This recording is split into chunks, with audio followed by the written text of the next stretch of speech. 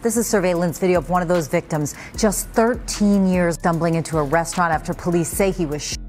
We're freezing part of the video here because it's just too difficult to watch. What's going on with it today, Rizzle fam? We got a new story for y'all, and this one's coming out of New York City, starring Dthang GZ. For those of you who don't know him just yet, Dthang GZ is a drill rapper coming out of the Bronx. His real name is Dontay Banks Jr, and while he might not be the biggest dude in the rap game, he is one of the biggest in his scene. And for someone born in 2002, that's real impressive. The dude managed to get millions of views on YouTube since his career started popping off, but recently, he hit a bit of a roadblock. See, Dthang ended up getting brought in on a huge indictment that included him and around 33 other gangsters from his surrounding hoods. So let's dig in and see what's really going on here. The dude was in the fast lane of fame despite the fact that he only started dropping music back in 2020. That's like 2 years ago, man. And after that, he went viral and was on the brink of crossing over into the mainstream. With this indictment though, it's unlikely he'll ever see the superstardom he dreamed of. So what's he accused of? What gang is he from? What's his story? See, back on May 24th, the NYPD put out a huge indictment with a whopping 65 charges. Now, Dthang GZ belongs to a gang called RPT, which is an acronym for River Park Towers, and they've been wrapped up in tons of different legal issues throughout the past few years. Back in 2020, a good few of their members ended up being indicted in the passing away of a rival op. Last year, they jumped a crip at Rikers Island. As you could tell, all of this makes their current situation a lot more complicated. In fact, there was another giant investigation that was carried out in 2014. This BG set was put under the microscope by the NYPD, and they got a good few guys. It was a major blow to RPT and all their affiliated sets. That being said, they couldn't make a big charge stick to take everyone down. The investigation found that RPT had been pushing a variety of substances since around 2010, and they also alleged that the gang would engage in robbery and various activities to make sure people knew not to mess with them. At the time, the leader of the gang was allegedly a dude by the name of Tyrone Felder, who went by the name Meme. Back in 2014, he was arrested along with 2 other people by the names Jamal Walker and Tommy Smalls. The Manhattan U.S. Attorney's Office said that they got together to carjack a cab driver. The NYPD released a statement on the whole thing, explaining more about the alleged gang activity. They said these individuals conducted their illegal operation inside of a River Park Towers development, causing alarm to the law-abiding residents that live in the area. Thanks to the investigators and prosecutors who built and investigated this case, the message is clear. The NYPD will continue to target gangs who threaten the safety and well-being of all New Yorkers. The apartment complex that RPT is from, River Park Towers, has security guards who do their best to make sure nobody was participating in anything illegal on the premises. Unfortunately, they aren't very effective. There have been numerous scraps between the security guards and the RPT gang members. During one incident back in 2014, an entire brawl broke out, leading to one member of RPT pulling a weapon on the security team. In 2021, we have the first major case that Dthang GZ was involved in. Dthang and his homies were driving around in a car when they were stopped by the police. After the police started searching their car, they ended up finding a weapon with the serial number scratched off. I don't know if y'all know, but that's like hugely illegal. He got a second-degree charge and then was sent off to do some time on Rikers Island. Dthang did a bit of time, but nothing crazy, and continued on with his career. Dthang's cousin, K-Flock, reps a set called Sevside, making them ops despite their blood relation. They're also rival rappers. The 2 of them had thrown disses back and forth on social media, but unfortunately, it wouldn't stop there. In 2021, Tyquil Doherty was taken out. He was allegedly a member of the gang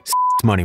A family friend gave a statement shortly after everything went down saying, "I was at work and my daughter started screaming and my son started screaming and they found him out here. He was a sweetheart. He loved kids. He was always smiling. He was an up-and-coming musician. He was like a son to me. Always in my house, always checking to see, hey ma, what's going on? Do you need anything?" Shortly after all that, the other side got their revenge when 13-year-old Jerian Elliott passed away. Despite his young age, he claimed Rolling 80's Crip affiliation and had already been arrested 8 times. One day while he was walking, a black car pulled up next to them on the road and a masked attacker started popping off shots. He was driven to the hospital in an attempt to save his life, but unfortunately, he didn't make it. That same day, a 16-year-old YGZ member, Ragiz, mocked Jerian on social media and pretty much immediately got it. 2 people ran up on him at once and took him out. Later on, Dthang and his rival K-Flock got hit with some big charges. Flock got hit with a charge for taking the life of a guy named Oscar Hernandez. Dthang got hit with a weapons charge. While both of them could reasonably get off on these charges, the whole conspiracy thing throws throws a huge wrench into the equation. If they get convicted on that charge, it's likely that the whole of both squads are going down for life. Weirdly enough, the huge charge the RPT gang is facing actually isn't a RICO charge. Usually the feds would come in and hit a big squad like this with a whole racketeering indictment. Instead, the state is pursuing the whole thing as a conspiracy charge. At the moment, there's really no explanation for why they aren't going for the RICO charge. That being said, there's already a super high-profile RICO case going on in Atlanta. Maybe that has something to do with it. You might think it's good news for the New York dudes that are getting hit with a RICO, right? Well, not exactly.